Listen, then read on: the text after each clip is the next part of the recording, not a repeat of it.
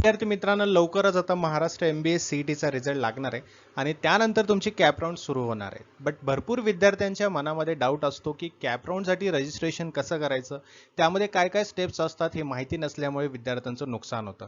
तर आजच्या व्हिडिओमध्ये आपण कॅप राऊंडची काय काय प्रोसेस असते स्टेप बाय स्टेप गाईड बघणार आहोत. त्यामुळे सर्वांनी हा व्हिडिओ शेवटपर्यंत पाहायचा आहे. महत्त्वाची गोष्ट म्हणजे येणाऱ्या वर्षामध्ये जर तुम्ही MBA CET देण्याचा प्लॅन करत असाल तर तुमच्यासाठी एक मोठी न्यूज आहे. येत्या 1 जून पासून आपली MBA CET 2027च्या प्रिपरेशनसाठी लाईव्ह बॅच सुरू होत आहे. यामध्ये तुमचा MBA CETचा संपूर्ण सिलेबस हा लाईव्ह सेशन्समध्ये कव्हर केला जाईल.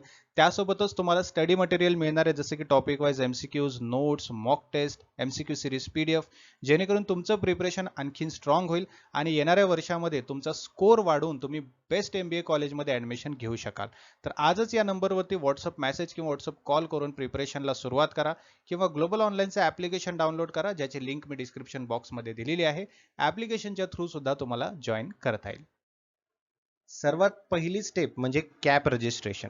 ठीक आहे, कॅप रजिस्ट्रेशन पासून आपण सुरुवात करूया. बघा, रिझल्ट लागल्यानंतर काय होतं, CET सेल एक ऑफिशियल नोटिफिकेशन रिलीज करतं, कॅप पोर्टल सुरू करतं.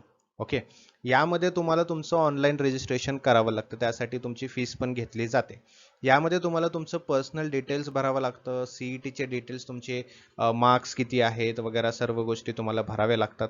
अकॅडमिक डिटेल्स भरावे लागतात, कॅटेगरी डिटेल्स भरावे लागतात आणि तुमचे डॉक्युमेंट्स काही तुम्हाला अपलोड करावं लागतं. हे सर्व तुम्हाला रजिस्ट्रेशनच्या वेळेस भरावं लागतं. ठीक आहे. आता इथे काय चुका होतात आपल्या, काही स्टुडंट्स खूप मोठ्या छोट्या छोट्या मिस्टेक करतात, बट त्याचा मोठा इम्पॅक्ट होत असतो. राईट, चुकीची कॅटेगरी सिलेक्ट करणं, डॉक्युमेंट्स ब्लर अपलोड करणं, क्लिअर डॉक्युमेंट्स अपलोड नाही करत आहे ना, त्यामुळे प्रॉब्लेम येऊ शकतो. तुम्ही तुमचं रजिस्ट्रेशन जे आहे ते रिजेक्ट होऊ शकतं. करेक्ट आहे. त्यामुळे तुमचा पण टाइम जो आहे तो वेस्ट होऊ शकतो. त्यामुळे काय करायचं आहे, डॉक्युमेंट जेव्हा आपण सबमिट करत असतो, ऑनलाईन सबमिट करतो आपण, राईट, त्याचे क्लिअर फोटोज काढायचे आणि मगच अपलोड करायचं आहे. ओके. त्यानंतर आणखीन काय चुका होऊ शकतात, तर स्पेलिंग मिस्टेक होऊ शकतात. राईट, स्पेलिंग मिस्टेक करायचं नाहीये. तुमचं जे व्यवस्थितपणे डॉक्युमेंट्स बघायचे आणि त्या डॉक्युमेंटवर जे डिटेल्स आहेत ते डिटेल्स व्यवस्थित पाहूनच तुमची स्पेलिंग जी आहे ते टाईप करायची. ठीक आहे. ग्रॅज्युएशन पर्सेंटेज जे आहेत है ना, ग्रॅज्युएशन मार्क्स म्हटलं तरी चालेल. ग्रॅज्युएशन मार्क्स टाकताना पण आपण कधी कधी चुकीचा आकडा टाकतो, ते सुद्धा करायचं नाही. अशा चुका पूर्णपणे अवॉइड करायचं आहे, है ना. कारण पुढे आपलं व्हेरिफिकेशन होत असतं, नुसतं रजिस्ट्रेशन झालं आणि संपलं असं नाहीये. त्याचं व्हेरिफिकेशन होत असतं, डॉक्युमेंटचं व्हेरिफिकेशन होत असतं. समजलं. त्यामुळे या गोष्टी, या चुका अजिबात करायच्या नाहीयेत. तर पहिली स्टेप आहे रजिस्ट्रेशन. त्यानंतर एकदा का रजिस्ट्रेशन तुमचं झालं, त्यानंतर होतं डॉक्युमेंट व्हेरिफिकेशन. ओके. आता डॉक्युमेंट व्हेरिफिकेशन हे दोन प्रकारे होत असतं. एक होतं तुमचं ई स्क्रुटिनी आणि दुसरं होतं फिजिकल स्क्रुटिनी. आता स्क्रुटिनी म्हणजे काय? स्क्रुटिनी म्हणजे तुमचं व्हेरिफिकेशन, तुमची चेकिंग. स्क्रुटिनी म्हणजे चेक केलं जातं. ई स्क्रुटिनी म्हणजे तुमचं इलेक्ट्रॉनिक पद्धतीने व्हेरीफाय केलं जातं, स्क्रुटिनी केलं जातं, चेक केलं जातं. ठीक आहे. आणि फिजिकल स्क्रुटिनी म्हणजे फिजिकल तुमचे डॉक्युमेंट जे आहेत ते स्क्रुटिनी केलं जातं, चेक केलं जातं. ठीक आहे. जर डॉक्युमेंट्स तुमचे प्रॉपर असतील तर ॲप्लिकेशन व्हेरीफाय होतं. जर व्हेरिफिकेशन कंप्लीट झाल्यावरच, है ना, तुमचं काय होतं, म्हणजे जर तुमचं डॉक्युमेंट व्हेरिफिकेशनमध्ये काहीतरी प्रॉब्लेम झाला तर तुमचं रजिस्ट्रेशन जे आहे त्यामध्ये प्रॉब्लेम येऊ शकतो. आणि एकदा का व्हेरिफिकेशन कंप्लीट झाल्यावरच तुम्ही तुमच्या पुढच्या स्टेपला एलिजिबल होत असता. अलग लक्षात. डॉक्युमेंट व्हेरिफिकेशन झालं तरच तुम्ही तुमच्या पुढच्या स्टेपला एलिजिबल होऊ शकता, अदरवाईज तुम्हाला पुढच्या स्टेपला जाता येणार नाही. मग त्याच्या पुढची स्टेप कुठली आहे? त्याच्या पुढची स्टेप आहे तुमची प्रोव्हिजनल मेरिट लिस्ट. काय आहे? Provisional merit list. एकदा डॉक्युमेंट व्हेरिफिकेशन झालं की तुमची मेरिट लिस्ट येते, है ना. आणि ही अगदी महत्त्वाची असते, खूप इम्पॉर्टंट असते मेरिट लिस्ट. मेरिट लिस्टमध्ये तुमचं नाव असतं, तुमची कॅटेगरी, तुमचं पर्सेंटाईल, तुमचा रँक काय, हे सगळ्या गोष्टी दिसत असतात. आलं लक्षात? या सगळ्या गोष्टी दिसत असतात. आता तुम्हाला वाटत असेल, तुम्हाला एक प्रश्न निर्माण झाला असेल, सर रँक कशी ठरते? बरोबर आहे, बऱ्याच विद्यार्थ्यांना हा प्रश्न येतो, है ना. सर माझं पर्सेंटाईल सेम आहे पण रँक वेगळी का, है ना. तर इथे काय होतं, टाय ब्रेकिंग रूल्स असतात. काय असतं? Tie breaking rules. For example, 10वीचे मार्क्स आहेत तुमचे, तुमचे 12वीचे मार्क्स आहेत, ग्रॅज्युएशनचे मार्क्स आहेत, तुमचं एज, हे फॅक्टर्स वापरले जातात. आणि या फॅक्टर्सवरून तुमचं जे रँक आहे तो वर खाली होत असतो. अलग लक्षात. जर मिस्टेक असेल, समजा जर मेरिट लिस्टमध्ये काही मिस्टेक असेल तर तुम्ही ग्रीवान्स विंडो जी असते तिथे अप्लाय करू शकता किंवा तिथे तुम्ही सबमिट करू शकता, है ना. तिथे करेक्शन करण्यासाठी तुम्ही अप्लाय करू शकता, है ना. आणि त्यावेळेतच करेक्शन करायला पाहिजे, अजिबात विसरायचं नाही. तिथंच करेक्शन करायचे, तिथंच मिस्टेक्स तुमचे दाखवून द्यायचे. तुमचे नाही, सीईटी सेलने काही मिस्टेक केलेला असेल वगैरे तर तिथंच तुम्हाला दाखवून द्यायचं आहे. ठीक आहे. मग फायनल मेरिट लिस्ट टाकते. फायनल मेरिट लिस्ट लागल्यानंतर मग त्यामध्ये चेंजेस होत नाहीत. आलं लक्षात.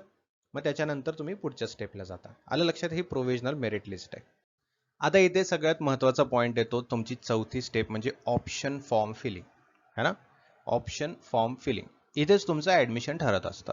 खूप स्टुडंट्स काय करतात, ही जी स्टेप आहे ती कॅज्युअली घेत असतात, इथे जास्त महत्त्व देत नाहीत, है ना. इग्नोर करत असतात काही वेळेला, मग नंतर ते रिग्रेट करत बसतात. आलं का लक्षात. आता ऑप्शन फॉर्म म्हणजे काय असतं बघा, तुम्हाला जे काही कॉलेज पाहिजे त्याचं प्रेफरन्स तुम्हाला दिला जातो, है ना. प्रेफरन्स लिस्ट आपल्याला भरायची असते की बाबा मला हे कॉलेज टॉपला ठेवायचं आहे, या कॉलेजमध्ये ॲडमिशन घ्यायचं तर त्याचं नाव टॉपला ठेवायचं आहे. जसं की JBIMS मध्ये पाहिजे तर 1 नंबरला JBIMS, मग सिमश्री, पुंबा, वेलिंका, DY पाटील असं तुम्ही लिस्ट देता. आलं का लक्षात. अशी लिस्ट तुम्ही देता, 5च तुम्हाला द्यावे लागतात. ओके.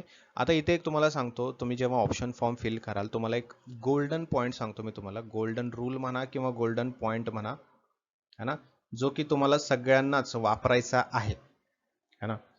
ड्रीम कॉलेजवरून सुरुवात करायची.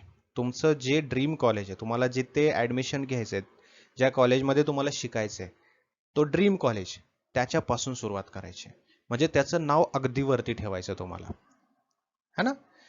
अलॉटमेंट सिस्टीम जी असते ती कशी चालते, ती टॉप टू बॉटम चालत असते. त्यामुळे वरून सुरुवात होते. मग तुमचं ड्रीम कॉलेज आहे ते वरती असायला पाहिजे ना. सो ड्रीम कॉलेजची लिस्ट देताना, म्हणजे कॉलेजची लिस्ट देताना, प्रेफरन्स देताना तुमचं ड्रीम कॉलेज अगदी टॉपलाच असलं पाहिजे, है ना. कारण जर वरचं कॉलेज मिळालं नाही तर सिस्टीम काय करतं, पुढच्या रेफरन्सला ढकलतं, पुढच्या रेफरन्सला वळत असतं. आलं ना. म्हणजे JBIMS समजा नाही मिळालं तर सिमश्रीकडे जातं. बट तुम्हाला JBIMS पाहिजे तर JBIMS फर्स्टच पाहिजे. आलं लक्षात. हे गोल्डन रूल आहे तुमचा. ओके. आणि दुसरी गोष्ट लक्षात ठेवा, तुमच्या मनामध्ये हे पण असेल की सर आम्ही किती कॉलेज प्रेफरन्समध्ये टाकायचे, प्रेफरन्स लिस्टमध्ये किती कॉलेज टाकायला पाहिजे, है ना. तुम्ही जास्तीत जास्त कॉलेज भरायचे, है ना. सेफ मॉडरेट असायला पाहिजे आणि तुमचं ड्रीम, राईट. असं तुम्ही सेफ गेम खेळायचं आहे. आणि फक्त टॉप कॉलेजेस भरायचं आहे असं नाही. टॉप कॉलेजेस भरून टॉप कॉलेज तर टॉपलाच ठेवायचे तुम्हाला लिस्टला, पण त्यासोबतच तुम्हाला बाकीचे कॉलेज पण द्यायचं आहे ना. कारण जर समजा या टॉप कॉलेजचंच तुम्ही नाव दिलं आणि याच्यामध्ये सीट तुम्हाला नाही मिळाली तर मग तो नंतर प्रॉब्लेम होऊ शकतो, राईट. सो बाकीचे कॉलेज पण तुम्हाला द्यायचं आहे. ओके. आता याच्यामध्ये कधी कधी चुका होतात आपल्या. काय चुका होतात, आपण कमी कॉलेज भरतो. आपण जसं की मी तुम्हाला सांगितलं की तुमचा जो ड्रीम कॉलेज आहे तो सुरुवातीला ठेवायचा आहे, है ना. आपण असं करत नाही, आपण रँडमली ऑर्डर करत असतो, रँडम ऑर्डरमध्ये ठेवत असतो, त्यामुळे आपली चूक होऊन जाते, है ना. आपल्याला जे कॉलेज पाहिजे ते टॉपवरून घ्यायचं. कारण मी जसं तुम्हाला सांगितलं की अलॉटमेंट लिस्ट जी आहे ते टॉपपासून चालते, टॉप टू बॉटम होत असते. त्यामुळे ठीक आहे. त्यानंतर प्लेसमेंट चेक करायला पाहिजे. प्लेसमेंट अगोदर चेक करायचे. हॉस्टेल, तुमचं लोकेशन, या सर्व गोष्टी बघूनच चेक करायचं, सगळं बघूनच प्रेफरन्स लिस्ट द्यायची आहे तुम्हाला, है ना. या चुका अवॉइड करायच्या आहेत की बाबा हॉस्टेल लोकेशन बघायचं नाही, इग्नोर करायचं, फक्त कॉलेज बघायचं आणि कॉलेजचं नाव द्यायचं, बाकी सब देख लेंगे भगवान भरोसे, असं नाही करायचं आहे. सर्व गोष्टी चेक करायच्या आहेत. ठीक आहे. या सगळ्या प्रोसिजर झाल्या की मग तुमची होते कॅप राऊंड अलॉटमेंट सुरू. ठीक आहे. आता यामध्ये कॅप राऊंड असतात जवळपास 1 2 3 4 कॅप राऊंड असतात आणि सुरुवातीला रिझल्ट लागतो तो कॅप राऊंड 1चा, राईट. मग इथे तुम्हाला कोणतं कॉलेज अलॉट झालेलं आहे कॅप राऊंड 1 मध्ये, लिस्ट 1 मध्ये, हे तुम्हाला दाखवलं जातं. आता अलॉटमेंट कसं होतं, तर काही सिस्टीम चालत असते. जसं की तुमचा पर्सेंटाईल, तुमची कॅटेगरी, मेरिट रँक कसा आहे, सीट अवेलेबिलिटी किती आहे त्या कॉलेजच्या, राईट. ऑप्शन फॉर्ममध्ये तुम्ही काय प्रेफरन्स दिलेला आहे, या सर्व गोष्टीवरती तुमचं कॅप राऊंड किंवा तुम्हाला मिळणारं कॉलेज जे आहे ते ठरत असतं. अशी सीट अलॉटमेंट होत असते, राईट. मग कॅप राऊंड 1 मध्ये तुमचं नाव नसेल तर तुम्ही काय करू शकता, बेटरमेंट करू. समजा तुमचं नाव आलेलं आहे बट तुम्हाला ते कॉलेज नको असेल तर तुम्ही बेटरमेंट करू शकता. ठीक आहे. किंवा तुम्हाला जर तेच कॉलेज हवं असेल जे तुम्हाला कॅप राऊंड 1 मध्ये दिलेलं आहे तर तुम्ही फ्रीज करू शकता. ते मी पुढे सांगणार आहे तुम्हाला. ठीक आहे. सो कॅप राऊंड 1 जी आहे त्याची लिस्ट पहिल्यांदा लागत असते.